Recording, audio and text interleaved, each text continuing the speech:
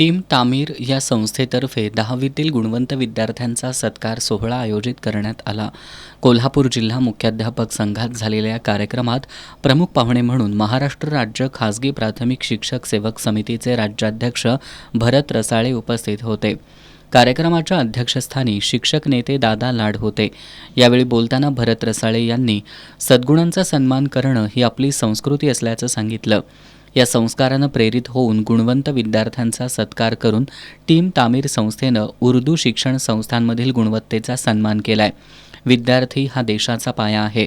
चांगल्या पद्धतीनं ज्ञानार्जन करून देशासह आईवडिलांचं नाव मोठं करा असं आवाहन त्यांनी यावेळी केलं. अध्यक्षीय भाषणात दादा लाड यांनी उर्दू शिक्षण संस्थांमधील अनेकांना कोजी माशी आणि मुख्याध्यापक संघामध्ये संधी दिल्याचं सांगितलं. टीम तामीर संस्थेनं हाती घेतलेला उपक्रम कौतुकास्पद असून तो महाराष्ट्रभर राबवावा अशी अपेक्षा त्यांनी व्यक्त केली. यानंतर कोल्हापूर, सांगली आणि सातारा जिल्ह्यातील 10वीतील 100 गुणवंत विद्यार्थ्यांचा मान्यवरांच्या हस्ते सत्कार करण्यात आला.